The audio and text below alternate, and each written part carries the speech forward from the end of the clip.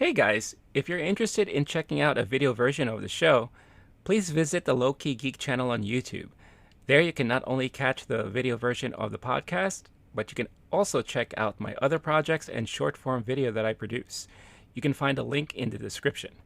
Otherwise, sit back, relax, and enjoy the show. Hey, what's up, everybody? Finally, the day is here. She-Hulk, Attorney at Law, is now finally out on Disney Plus with the first episode dropping, and I'm going to give my little review on what I think of it so far. Wow! Jesus, what the hell, man? Do revert back to Gen form when you sleep. Was the air horn really necessary? For comedy, absolutely. Now, before I start on with this little spoiler review here, look, I'm not one of those YouTubers that were given access to the first 4 episodes of the show. I'm not at that level yet. That doesn't mean I won't be in the future, but I am watching this show with the rest of you. So I'm giving you pretty much the same reaction that maybe some of you have gotten when you watch the show today as it drops. So happy Thursday, happy She-Hulk Day. It is one of those situations now where we've gotten a lot of Marvel content, and whether it's movies or TV shows. And the TV shows this year have been, hit or miss according to some people's opinions. I was a huge fan of Miss Marvel, the last show that aired that is Marvel related. I thought that really was well done. I thought it got everything right as far as the characters are concerned, and it really felt like a coming of age kind of Spider-Man like story, with great representation and great insights and awareness within the Muslim community and all that. And I really, really enjoyed it. Much more so than I enjoyed Moon Knight, to be honest with you, because that I felt a little bit more conflicted on and very disappointed on. Now She-Hulk is here, and the one thing I have been appreciating about the marketing for She-Hulk, which there's been tons of marketing. You see it on YouTube, you see it on Twitter. They have been promoting the crap out of this show. But they are promoting it in a way that really gives you and lets you know of the tone. And that is, this is going to be the first full-fledged comedic TV show in the Marvel Universe. There's a lot of comparisons to Ally McBeal, and within the first episode, you see it, and the tone is set directly from the beginning. I thought this episode, which is like around 37 minutes, played it safe for the most part. It was a good introduction to the character. It definitely gave you an origin story. We get to find out. And again, spoiler alert for those of you who haven't seen it yet.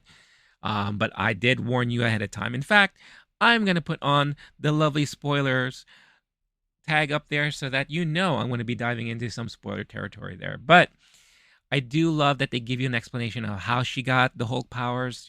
Basically, her and Bruce were in this car accident.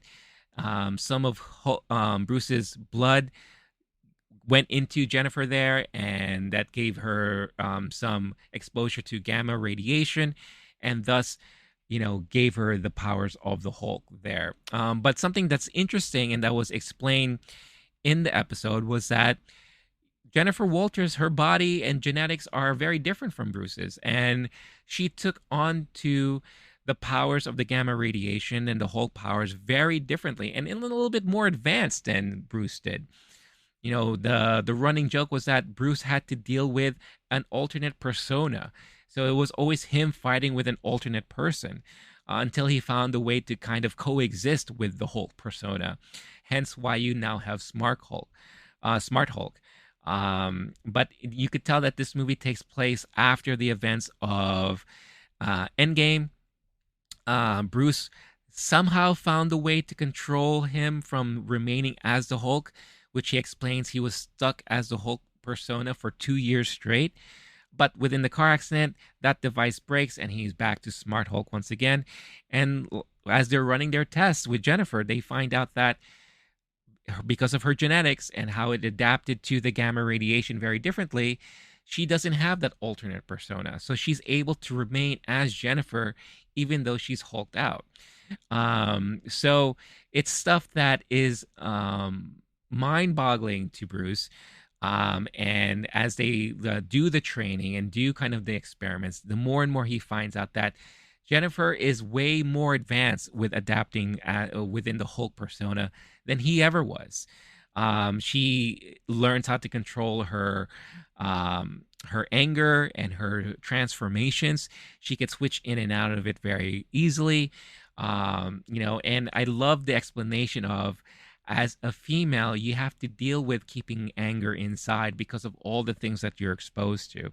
I love how she uses the everyday examples of the female out there and the things that they have to deal through and how they handle emotions and specifically fear and anger very differently. And this could lead as to why she's adapting so differently and quickly to the Hulk persona. So I thought that was very well done. You do get a lot of comedic moments, not as much as I was expecting, but I have a feeling that more might come.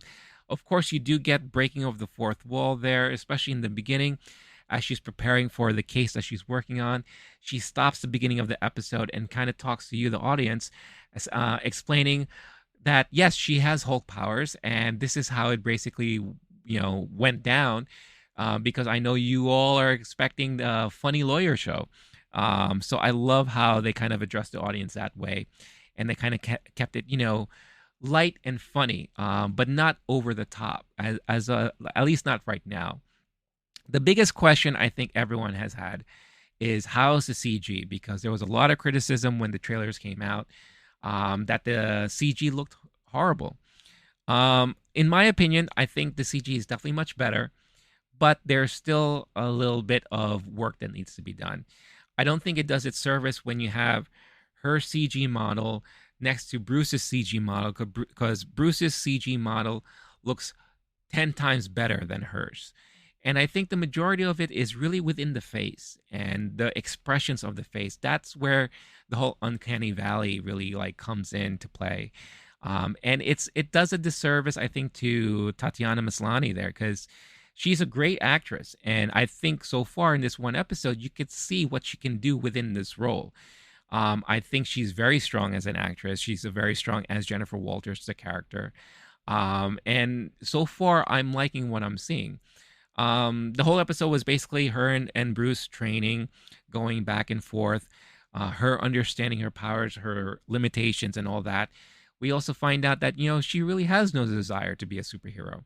And Bruce is just trying to put it in her head that maybe sometimes you just might not have that choice. When all else fails, you may have to step in and all that. And I love how he is kind of just trying to prepare her for that possible eventuality. The episode remains her back in court, and that's when Jamil's Titania breaks in and she hulks out in public for the very first time. And it kind of ends on a funny note there. The best part, I think, of the entire episode is the running joke about Captain America and his virginity. And it comes to a head in the post-credit scene as to they're talking to each other and she's pretending that she's drunk and everything like that. And basically, she is told that he did lose his virginity back in the day when he was fighting Nazis and all that. And she just bolsters out and laughs out loud and is like, yay, Steve Rogers was able to fuck. Of course, they cut the F word out, but I just love that whole interaction. And that was pretty damn funny. And from what I've been hearing, the post-credit scenes have been the funniest moments of the show, period.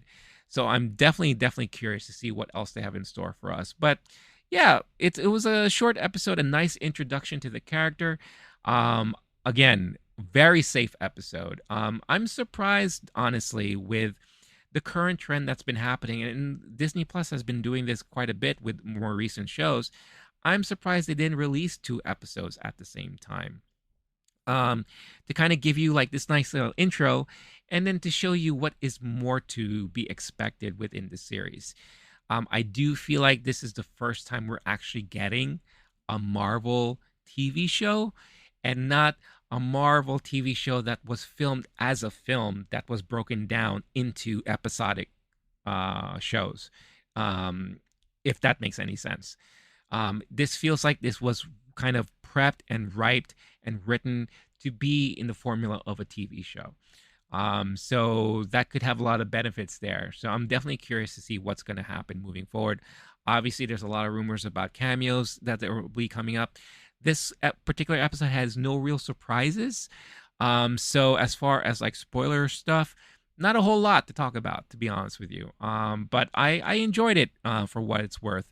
Again, it's just the first episode, and I'm really curious to see what they're gonna do moving forward with the rest of the series. So, again, very curious to hear what your thoughts are about the show so far. Was this something you were looking forward to? Is this something that maybe you were skeptical about and then maybe you want to check it out? Or if you've watched already, let me know all of your thoughts and feelings in the comment section. I love having conversations with all of you, and we'll see what's in store for us next week. So I'll catch you all next week. Stay cool, stay classy, stay safe. And She Hulk episode 2 next week. Let's see what you got. All right. Peace out, y'all.